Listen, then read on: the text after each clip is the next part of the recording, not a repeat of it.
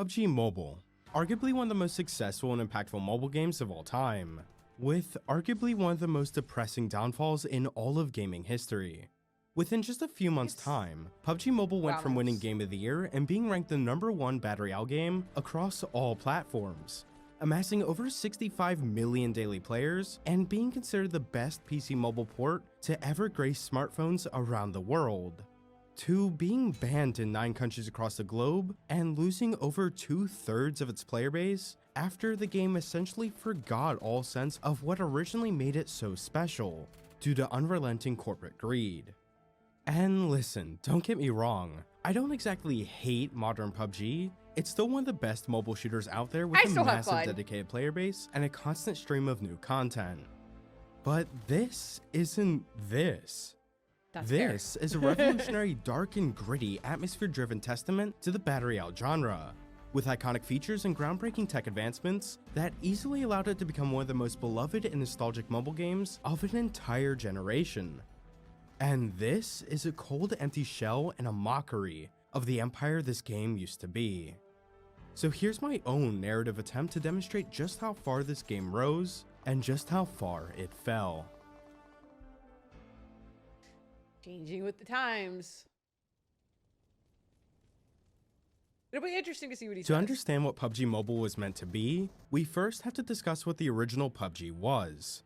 And unlike mobile, I'm not actually going to get into the development of the original game, since it spans multiple years and involves a long list of movies, games, mods, people, and so forth. All you really need to know is that it was spawned into existence by this man and was officially released globally in December of 2017.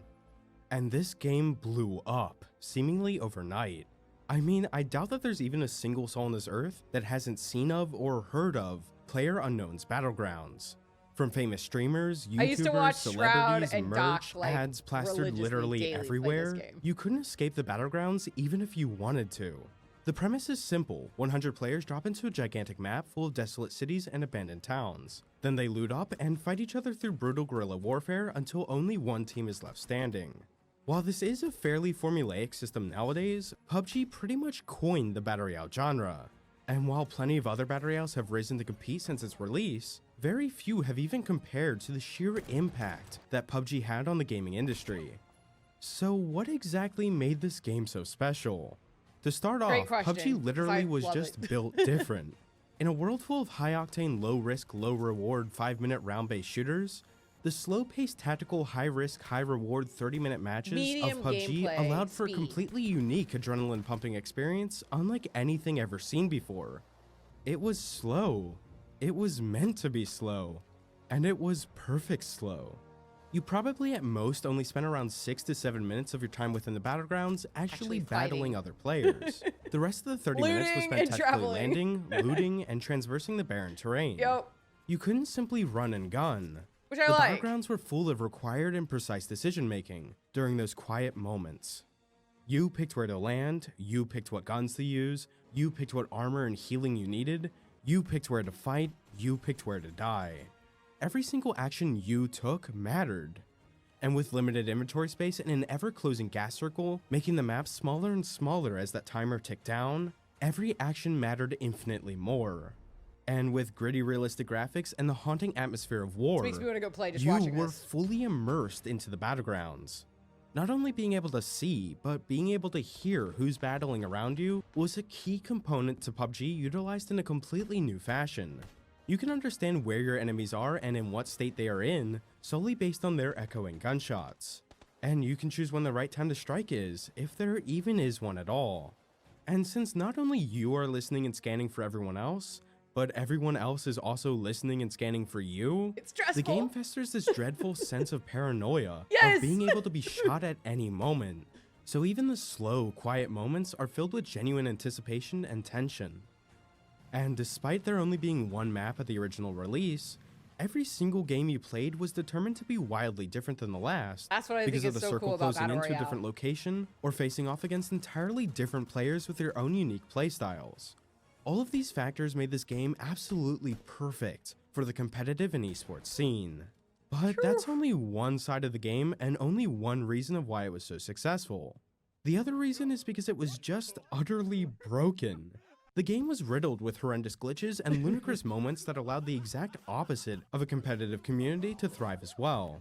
Now, you could play over 30 matches and never come across a single one of these absolute abominations Bro, of I game design, remember but as soon these. as you did, content gold. Shroud got in so Sure, much they trouble were pretty enraging to the flying around people with a who guy in a actually car. wanted to play the game, but these glitches combined with a few iconic words, such as friendly fire and voice chat, PUBG would have never been just as famous as it is now if it wasn't for the insane amount of virtually brain-dead content this game was able to produce. Brain dead's subjective. So Fun. here we have two sides to an absolute brilliant game that have solidified PUBG's place within gaming history.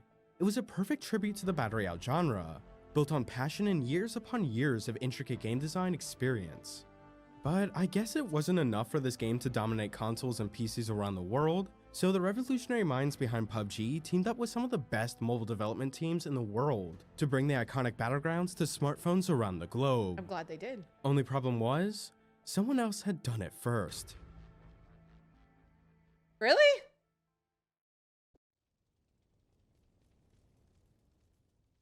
December 2017. The mobile gaming industry was peaking. Angry Birds, Arena of Valor, Candy Crush, Clash of Clans, Pixel Gun 3D, Pokemon that. Go, and before PlayerUnknown could even conceptualize bringing PUBG to mobile devices, the market had already been flooded with cheap knockoffs to capitalize on PUBG's Oh, yeah. success. What was the name of that Virtually game? every single mobile game development studio had given a swing at bringing their remember. own version didn't of this play it. game to the mobile platform.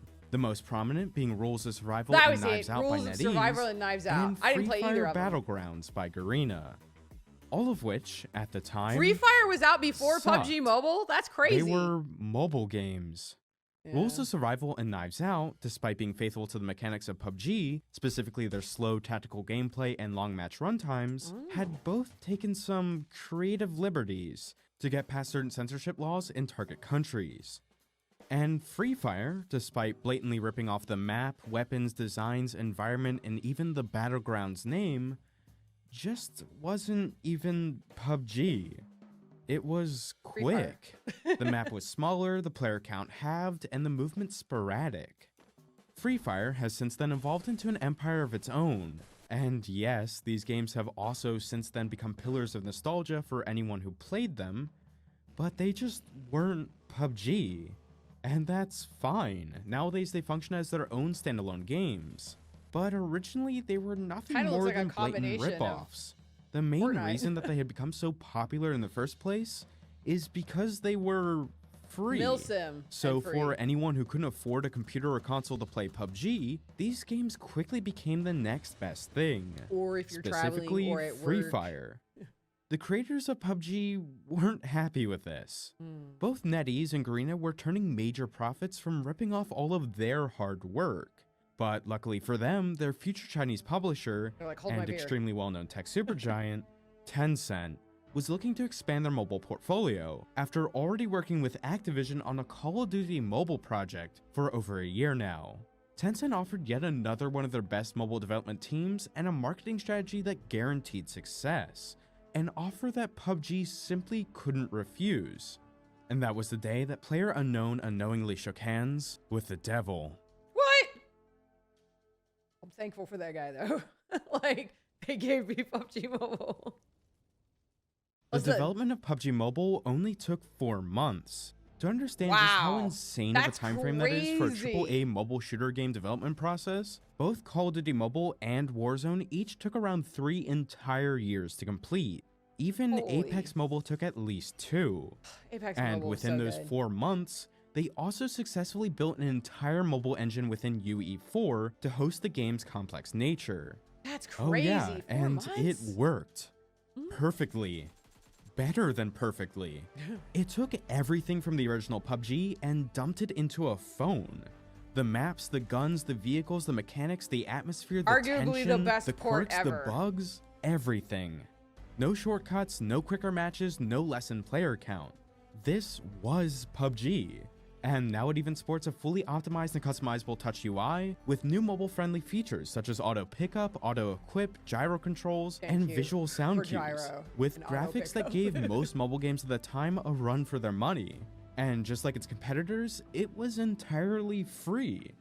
The only thing that this game lacked was friendly fire, but most would Thank say God, that was dude. We for don't the need no better. friendly fire. I'm sorry. And We just Tencent don't. really pulled through with their marketing. PUBG Mobile was plastered everywhere, and it took the world by storm. It quickly became the second most downloaded mobile game of 2018, as well as the most downloaded Battle Royale game of the same year, beating even Fortnite itself. PUBG Mobile won Golden Joystick's Game of the Year by a landslide, and it's safe to say that even Free Fire was left in the dust. PUBG Mobile only got better after its first year. Charity events, crossovers, limited time modes, championships, and other app variants for specific countries and lower end devices, all of which led to the amount of downloads and daily players doubling. By this point, the mobile version had somehow become more popular than the original game itself. Which is crazy. Then, by its third year, the game had gained over 65 million daily players, with over 700 million downloads worldwide, and had made over 3.5 billion USD in revenue from cosmetics alone. The devs had added PUBG Mobile's own exclusive map that catered to shorter match times, making the game more available on the go. The game was exceeding all expectations, and had solidified its place on the Battle Royale I don't know throne. how I felt about that, though. But as they say, what goes up Adding must eventually Livic come like back that. down. And with how far PUBG Mobile rose so far, its fall was destined to be monumental. Livic having recall towers and Miramar, Sandhawk, and Vikendi not made it On the so that 2nd of people wouldn't play September them in as much. 2020, PUBG Mobile was banned in India along with several other Chinese associated apps. India being one of the game's most prominent player bases, this single ban cut the active player count in half. That's wild. It's around the same time that the game is targeted for allegedly inspiring violence amongst younger individuals, leading to even more bans in several neighboring countries. But the issues that truly led to PUBG Mobile's tragic I don't really feel downfall like it had leads been to festering for violence. years prior. You see, as soon as the game released back in 2018, it immediately began to deviate from its predecessor. There was a major push from all parties involved to emulate the successful nature of Fortnite by adding more cosmetics, challenges, and reward systems. Over time, these cosmetics and eventual collaborations became more colorful, which I guess even in realistic aggressive round-based shooters like Call of Duty doesn't serve as too much of a problem considering you're not necessarily spending the entire game camping and blending into a harsh naturalistic environment. True. But that's the entirety of PUBG. It's a game built on environment and tension, and seeing a bunny butterfly-made princess run across your screen really breaks that immersion. Plus, I as mean, Fortnite I can debuted bigger understand and bigger that game-changing POV. events and LTMs, so did adjacent Battle Royales. So not only are there now plenty of collaborative cosmetics that make absolutely no sense in a desolate war zone, you will also now have telling me Godzilla KFC himself doesn't make stomping around the sense in map, the war or zone? What you talking gigantic about, brother? manta rays gliding through the sky. Sure, these events were typically held on separate servers than the base Battle Royale experience, but that doesn't change the fact that it forever altered the mood surrounding the game. That, among more and more cosmetic crates being added to the game, where you literally virtually gamble with absurdly low odds of getting absolutely anything you actually wanted, which essentially serve as a legal infinite money siphoner from little kids using their mother's credit cards. Don't get me wrong, I'm not saying I don't appreciate the effort the devs and designers put into these cosmetics or special events. I'm That just saying Underworld that was they may be caring a insane. little bit more about the money that they're generating Watertown, I rather never than thought could keeping look like the that. actual genuine player base satisfied. In simplest terms, the original PUBG Mobile was a PC game that you could play on your smartphone. Within just a few years' time, it had become your average cosmetic cash grab mess of a typical mobile game. Actually, pause. Let's talk a little bit more about these cosmetics, and more specifically, the sheer amount of them. This game has more cosmetic items and accessories than virtually all other mobile games I've ever played. Is that true? There's pets, Like, emotes, sprays, Fortnite parachutes, has quite a trails, bit. planes, helicopters, helmets, backgrounds, sparklers, suits, entire mean, what, dude? We like houses. customization. There's a Calm down, skin for brother. Every single weapon, every single melee or I like the throwable, little every Freddy. single vehicle, every single accessory, every single everything. There's Kinda. also just an insane amount of ways to get cosmetics. Battle passes, paid subscriptions, crates, lucky draws, challenges, in-game currencies, real-life money, and so many more. Most of which aren't even permanent, A Variety is majority the of spice character of life. effects like trails, sprays, and lobby items are single use. And there's an absurd amount of temporary cosmetics, ads for Yeah, all nobody of which likes cover temp your skins, that's entire fair. home screen. It's suffocating. This game quickly became nothing more than a bank of opportunities for you to spend money. But you The don't worst have part to, is, and this that's isn't what just a makes it game a for grown free-to-play game. adults It does who not affect theoretically have how you enough play. experience to spend money responsibly. That's my argument to This that. is a mobile game, meaning at least 35 to 40% of its users are underage. Do we know that? Yeah, you can see why there'd be a bit of a problem here. But the issues didn't stop there. You see, these new cosmetics didn't just change the environment of the game, they also fundamentally changed the way it's played.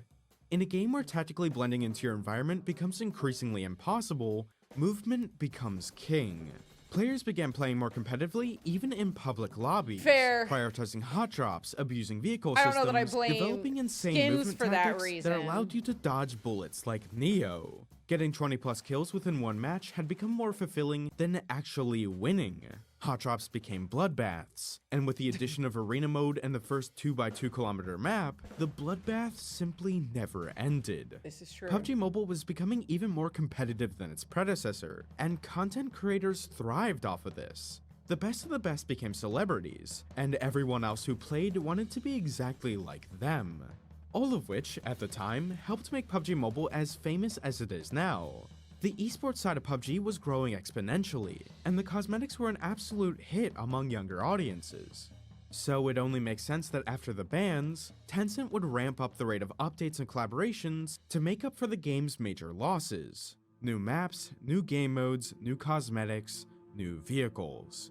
PUBG Mobile was rapidly losing its identity, so much so that the original creators of PUBG, now called Krafton, resorted to rebuilding the game from the ground up in late 2021, leading to what we now know as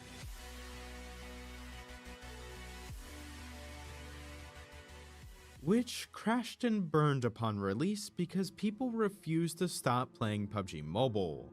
Meanwhile, Tencent released Battlegrounds India, which was another revamped version of the game that now complied with India's new legislation, but that also got banned from Apple and Play stores for an entire year. A separate server. It did come back though. It did come back. PUBG Mobile only got worse. While it still has an estimated average of 15 to 20 million daily players, with So over many people. 1.3 billion downloads worldwide and 11 billion in revenue, the game has become an overwhelming mess of minigames, cosmetic gambling, cheaters, unreasonable banning, bots, skill gaps, and so much more. PUBG Mobile has become nothing more than a cash grab and an empty shell of the empire that it used to be.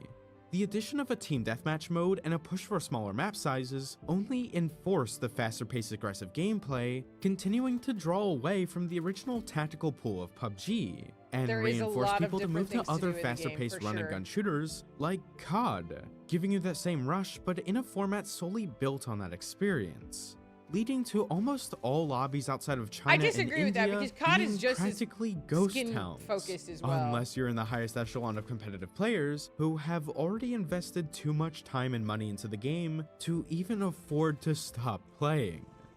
PUBG Mobile simply isn't gaining enough new players. It's developed too high of a skill wall and has lost all sense of identity and uniqueness. That, Having a coupled with the shotgun reality meta of all does not those who are help. still addicted killing off all other alternatives by refusing to migrate, Making the it game more is just kind of user-friendly. destined to slowly wither away until nothing is left, becoming no more discernible than a cheap knockoff. I'm not saying that any of this means that this empty shell can't exactly be enjoyable for what it is, it just isn't PUBG. But no matter how much I miss what PUBG was, no matter how much I want to change what this game has become, the fact of the matter is, PUBG Mobile was destined to become what it is now. Both PUBG and PUBG Mobile were games built on a fundamental, unchanging formula. It was the inverse of almost all other games of its time, and it was meant to be that way. And I don't think Tencent understood this. Not really. Out of the countless interviews I've consumed for this video, from the game's director to Tencent's head publisher in the Americas, there's not a single mention of actually caring what the original PUBG was. The brutal reality is that this project wasn't started for a love of what PUBG was, or battle royales were. It was a monetary investment into what they could make the game become. At the end of the day, PUBG Mobile was nothing more than a tool to them. And not just a tool to make money, but a tool to destroy all competition. But even without Tencent, PUBG was doomed to die. The franchise was built on an unchanging formula, and born into a rapidly changing market.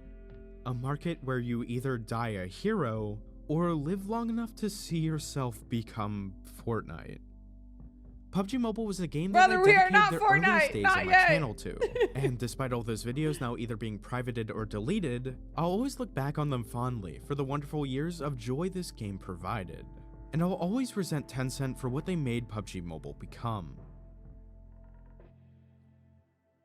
But PUBG isn't an isolated incident, and there might just be something so much bigger here at play.